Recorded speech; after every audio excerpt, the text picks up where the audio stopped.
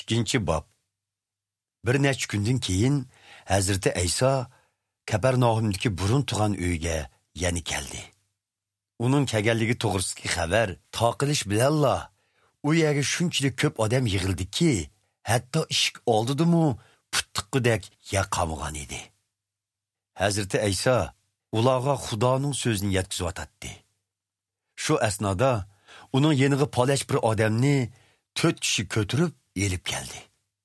Ular odamning to'llig'idan Hazreti İsa'ning yeniga bora olmay, u ta'lim berayotgan uyning o'g'zisini teshib, bemorni yotgan o'rin kirpisi bilan Hazreti İsa'ning oldiga tushirdi. Ularning ishonchini ko'rgan Hazreti İsa yelqi palashga: "O'g'lim, sening gunohlaring kechirim qilindi", dedi. U yerda o'ltirgan ba'zi Tavrat ustozlari ko'nglida: "Bu odam nima uchun mundaq deydi? Bu kufrliq-ku. Xudodan boshqa hech kimning gunohlarini kechirim qilish huquqi yo'q-ku", deyishdi.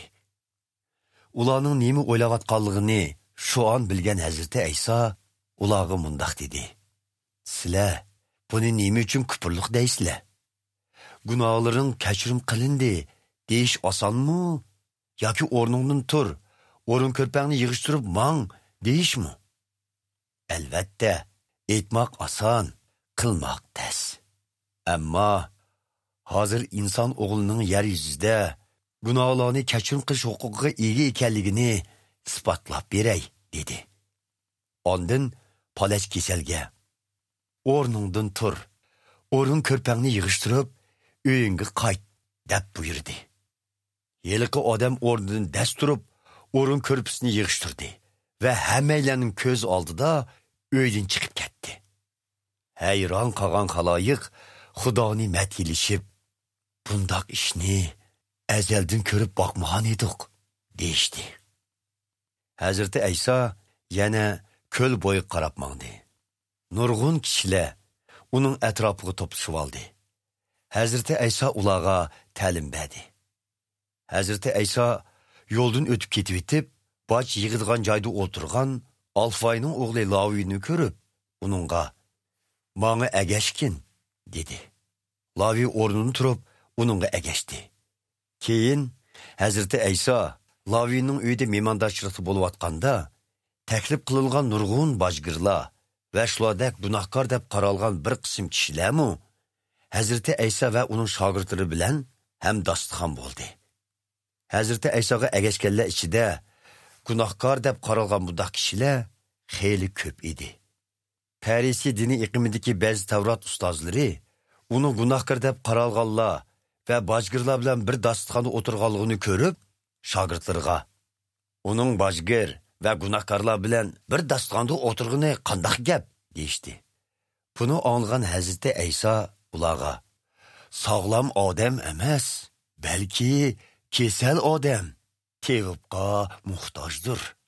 Men o'zlarini durust hisoblaydiganlarni emas, balki o'zlarining gunohlarini taniydiganlarni chaqirg'ili keldim", dedi. Yahyo payg'ambarning shogirdlari bilan farisiylar ro'za tutatdi. Ba'zi kishilar Hazreti İsa'ning oldiga kelib, Yahyo payg'ambarning shogirdlari va farisiylar ro'za tutadi. Sizning shogirdlaringiz nemishqa tutmaydi, deb so'rashdi.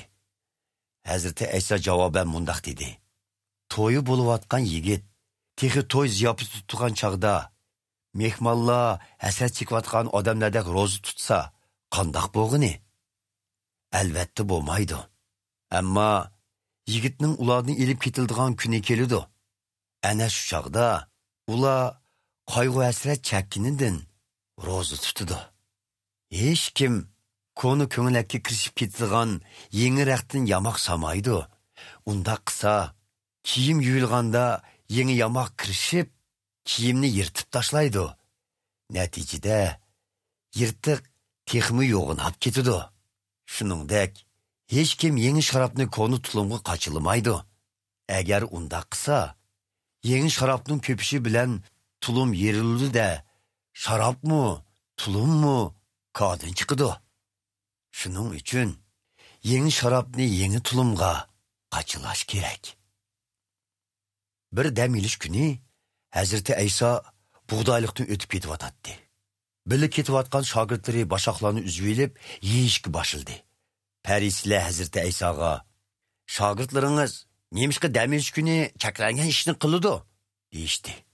Hazreti İsa ularga "Podshoh Davud va uning hamrohlarining och va muhtojlikda qolganda qanday qilganligini muqaddas yozmalardan o'qimaganmi? Bosh ruhoniy avoyatarning vaqtida Podshoh Davud ibodatxonadagi muqaddas joyga kirib, Xudoga atalgan nonlarni ruhoniydan so'rab yegan, ham hamrohlarga bergan. Halbuki bu nonlarni ruhoniylardan boshqa har qanday kishining yeyishi Tavrat qonuniga xilof edi, dedi. Hazreti İsa ularga yana: "İnson dam olish kuni uchun emas, dam olish kuni inson uchun yaratildi. Shuning uchun men inson o'g'li dam olish kunining egisidirman", dedi.